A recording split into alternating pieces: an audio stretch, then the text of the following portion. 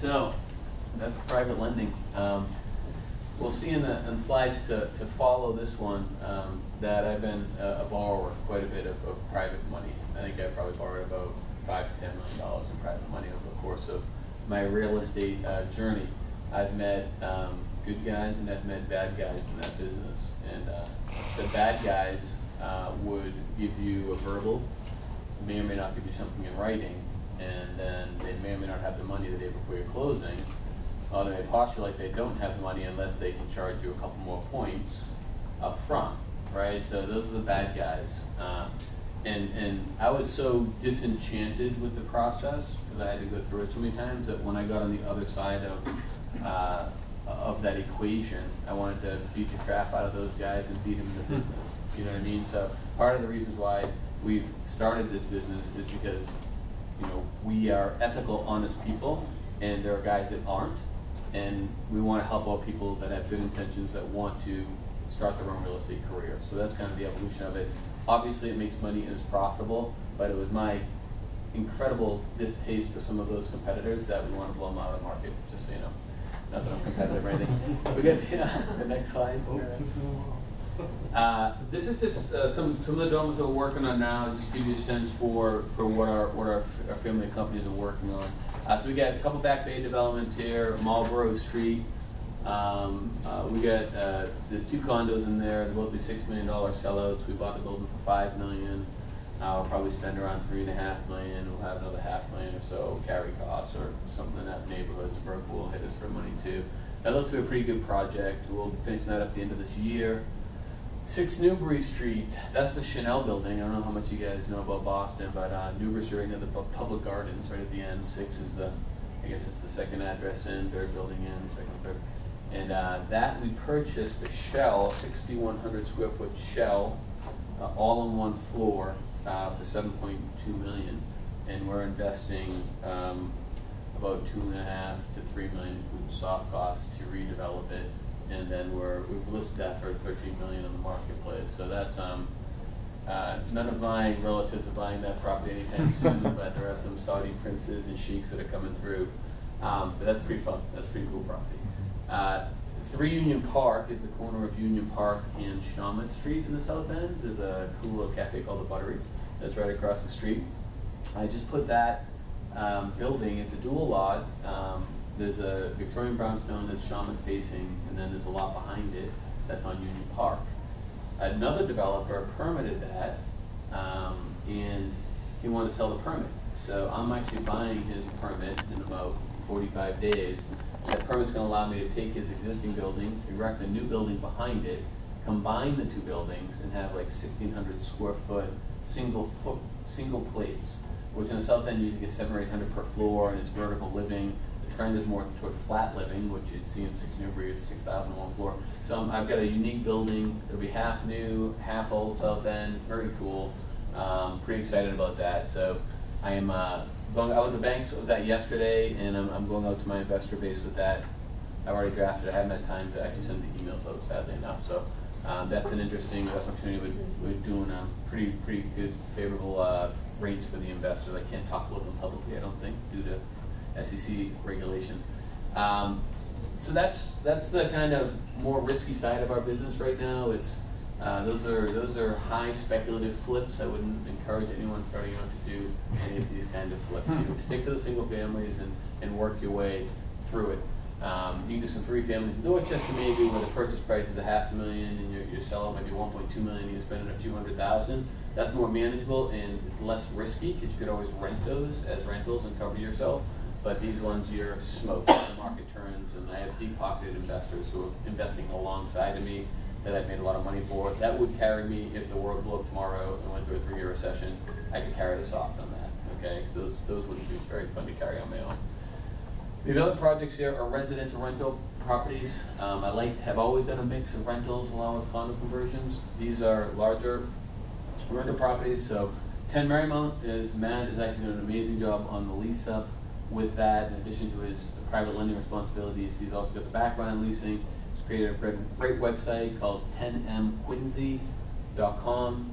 We've got opening doors on October 1. We've got about 8 units leased up just in the last month. very successful lease up. It's about 15% higher than we thought we'd get in the rents, and that's going to be a nice development for us. My first kind of foray into 20 units plus. I've done a lot of 6s, 8s, 12s at 118 development, but that's my first foray into it. Some learning curves. It's more expensive. It's funny, when you do a bigger building and you budget $140 a square foot over 25,000 square feet, and you miss it by like $40 a square foot, it's really a lot of money.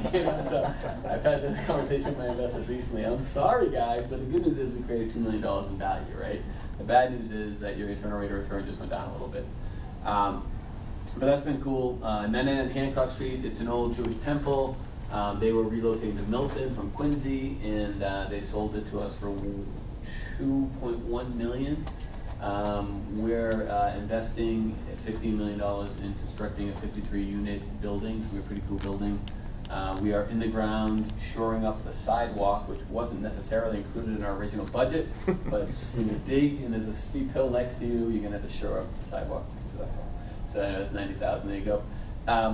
So anyways, that's going to be it's a good, exciting development. Rents have gone up since we underwrote it, so the investors are going to get a good return. I tell you, on these things, and Chris can probably appreciate this, I'm just developing an appreciation for it, but this is a new building out of the ground, and this was a gut rehab of a brick building with a lot of old wood beams. This is really hard to budget, really hard to budget. I found out that it's $173 a square foot to put an elevator in a 20,000 square foot building. We put a 5,000 square foot addition on top. And now I know a building like that, if that kind of, in an exterior stairwell, put $170 a square foot.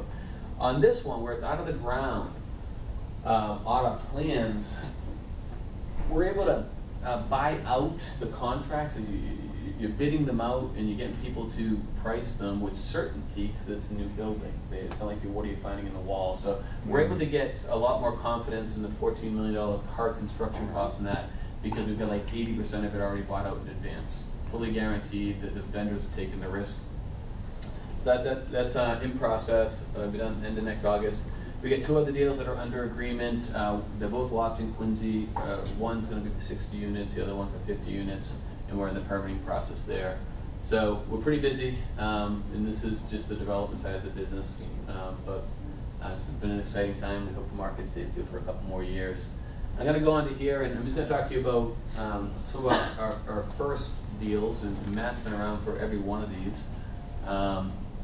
East 7th Street, so 2001, put it under agreement after September 11th. There's a big shakeup in the market. There's a good buying opportunity there.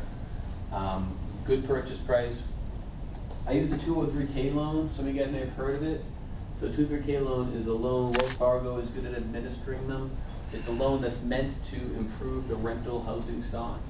And they will give you 95, 97% financing and a construction loan to someone that doesn't even have experience, because I didn't have experience at the time. Recommend looking into that for your first deal. The tricky part of that is they want you to move into the property when it's done, and they want it to maintain as housing stock. The loophole there is that if you have a financial hardship, and lo and behold, I had one when I finished this project, you can then sell it. And in fact, I did sell them as condos. I did move into one, keeping with the spirit of the 203K program a little bit, I guess. But that's a good program. My partner on that was a general contractor. We're 50-50. He went on Oxycontins, ran someone over in his car, and, well, I didn't kill him, just ran over that car with his truck. And so I thought it was time to sign him off the deed. His friend Johnny didn't think that was a good idea. Threatened to kill me. He was in the D Street projects. Really good, some good stories. Some good stories in real estate, guys. So made it through the life threat, and then hired a general contractor who was equally horrific. The next door neighbor worked at the planning board desk in the city of Boston. Before my partner went off to involuntary incarceration in Bridgewater for 90 days, he did me the courtesy of telling my next door neighbor's wife to go F herself, and she worked at the city of Boston zoning desk. So my job got shut down the next day, and I had to hire an architect. I'm going to indulge in this one story because it's so good. You must have questions. So, hiring. It's funny now, though, right? It's funny now. Yeah, it wasn't then. Oh my no! I'm not even close to funny then. So That's they your made, first deal. what's that? And that's still your first deal. That was my very first deal, yes. And so the city of Boston says, we're shutting you down, you need to hire an architect, we don't like anything that you're doing in here. And then, so the architect had to design this whole plan to fortify my foundation. This is basically something they make you do if they really hate you, because you didn't have to do it. So I had to trench out around the basement, and then the architect had to come by and look at it. And anyway, so the architect's coming by later on in the project at this point, because the city made him come by, and my second general contractor that I hired, it was Friday at 4:30. This is Friday. This isn't even PG. It was Friday at 4:30. I wasn't there. My architect swung by. He had the lockbox. He goes in, and he calls me at like 4:30. What the hell is going on? And I'm like, what do you mean? He goes, what are you doing in there? I had my like futon from New York City. I put it in the basement, and it was a wood futon. I think there was a mattress too. But no, it was just a wood futon. Come to think of it, my architect would walk in, and my general contractor, the second one, probably weighed about 320. Okay. And apparently he had found someone, a girl that just started whistling at him when he was driving back from Home Depot apparently, and my architect walked in on them breaking the wooden slats from my foot. There's so many good stories from the first development, but no, a bit scary. So that's how I financed the first one. Before I got into this, I opened credit accounts like I had said, and that ended up really helping me. Good. You said they're currently 97. Why did you need a partner for that? Sorry? Why did you need a partner if they're covering 97% of it? Well, the partnership was structured like this. I was getting the financing. I think we both went 50-50 on the 3%. But he was supposed to manage all the construction. Okay. And I had gotten the brokerage firm up and running, and I was going to do the sales for free. So I was doing the financing essentially. The loan was on my name, and he was going to do the construction. So that's why I wanted a partner to do the GCs. I had a full-time job at the time. And it was 2 years between the first purchase and the next. Yeah, so this one would have taken about a year. It wasn't 2 years. It was probably like a 4-month lag. It happened to be different calendar years. Yeah. But there was a fear factor even after the first one. And should I go back to corporate America? Am I going to find another deal? And you'll deal with that too as you go along. You'll want to go back to what you know, and what you know is that you go 9 to 5 and someone tells you what to do every day. Psychologically, it's very difficult to make that jump, and that was after I was in corporate for 6 years. The longer you're in corporate, that's a harder jump to make. So you just got to build confidence and know a good deal when you see it. And I made $250,000 in that deal in 12 months, and I made $250,000 in 2 or 3 years in corporate America. So what took me 3 years there, I did in 12 months there, and I'm like, I'm done. See you later. I'm never going back. But even then, I'm like, maybe I should go back because I was so nervous. Right? So then I found this deal. But this is a good story too. Hold on, I found this deal because my original general contractor, who was partners with me, when he was in involuntary incarceration in Bridgewater, met a guy, Jimmy. And Jimmy, although he was a crook, had married a woman that owned a brownstone building in the South End. Did you know that? He's got out of jail again about a few months ago, and now he's living with his wife Beverly. Awesome story. So anyway, Beverly had a disgruntled partnership, and Jimmy told Richie about it. Richie told me about it, and I ended up buying 2 stories of that South End brownstone building and living there for 10 years after, and I made it through. Thank God for Bridgewater Incarceration Services. A lot of great leads there. A lot of great. I should visit. Great. I should teach lessons in there and find out things of real estate. So that was the second deal. Now this is, again, it's really hard to get the momentum on the first couple deals. You got to catch a couple breaks. Who would have thought my friend would meet someone in jail that would find this property, for instance? But even then, it was hard for me to get financing. So I went through with the song and dance with Hingham. Like, yeah, Pete, we like that. You have experience. You did M&A. You don't have much real estate experience. You can't do it. Now, come on, I'm a good guy. It was Sean Sullivan over there. He's been there forever. He goes, nope. He goes, but if you get the woman that owned half the building with me now, to allow me to use the second floor as collateral, then I will do this loan for you because his LTV got approved. So I went back to the woman, can you let me use your floor as collateral? And she did. Caught a break. Was able to do the deal. Made about $150,000 developing half of that building and moved into one, refinanced the money out without paying taxes. That's what refinance is great for. And got through it. Okay, so that was the first 2 deals. You know, I'm like, okay, I had some confidence, and here's all. This is all South Boston. So South Boston, South End, South Boston, 1 Dorchester, and a couple more South Bostons. So I had my market in South Boston. I understood it. I had some success there. And then I started talking to the brokers, getting on their call list, going to open houses. Hey, you always want to make it sound like you got all this money. You want them to sell the condos for you. and then you just go in there and you build relationships. And I built relationships with a couple of them that come before the listing went on. I was ready to make an offer at the date went on, and I got this, and that way. I just outbid other people, and I was able to win each one. Each one made $250,000. This one made less than that. That one probably made $100,000. And that was 2004. Financing was easy to find. 95% financing. Stated income. How much you make? $500,000. You didn't have to verify it. You didn't even get tax credit. It was amazing. So, anyway, so I was able to get a lot of good loans. My credit was good at the time, and the lending criteria were way different, right? 2006, I had to get into a couple private money loans. This one because it was an auction, so it had to close in 30 days. I had to go private. And this one because, in retrospect, it really wasn't a great purchase, but more so, it was a commercial loan on a commercial property as opposed to a residential property. This was a commercial, so I wasn't able to get the financings that I was getting before. This one, I was able to get financing for the good old terms. This one was a brownstone in the south end. I found the buyer before I closed the property, so I used his we closed on the same day. I converted to condos, sold him his unit.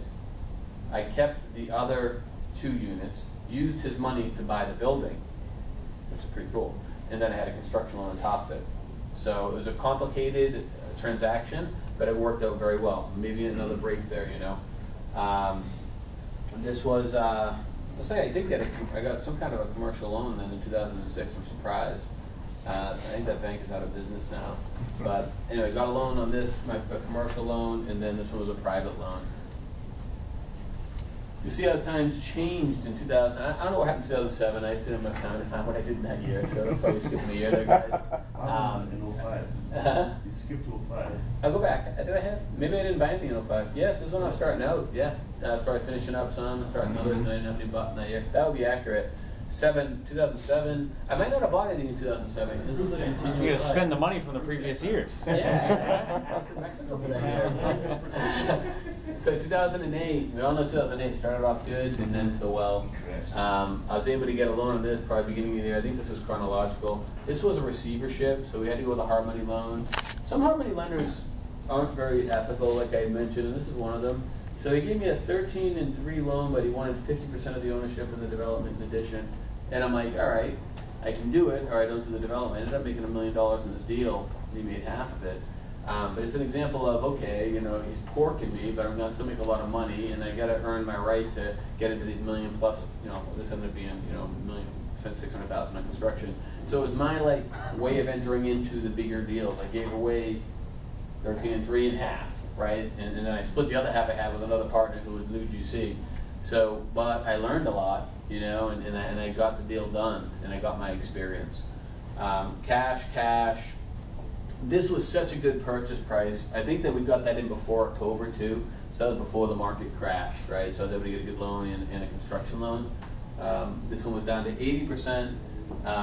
Things had changed a little bit, and it was a 6-unit building, so it got more under a commercial umbrella, which is more of an 80% profile. Here is where it got really tough, you know, and it's all private loans. If you didn't find someone with deep pockets that was willing to lend you money in 2008, you weren't buying real estate, because the commercial lenders were not lending money. So you see a lot of private loans there. I was able to get one loan done here with a banker that I'd known for a long time on, I guess, toward the end of the year. So that's, I guess, the evolution. I think that's it for me, right? I like 2010 in here. Did you make profits in 2009? No. Back one? 2009. Go back one more. I'll tell you. I'll look at them. 2009. This ended up selling in probably 2012 for like $140,000 profit. This didn't make much. Made like 50. It was a bad deal. This one I permitted. I still own it. I permitted to 23 units in JP. Made a lot of money on that deal. I'm selling the permit without building it for $2.4 million. This one is now worth about $1.8 million. We probably put $400,000 into it. And this one we sold for a profit. We permitted it. It was a double lot. We got 4 units permitted on it. We sold. We made a profit of about $300,000 on that. We had good deals there. What do you mean when you say permanent? Permanent would be I got a 2-family. I'd like to go 4 units on.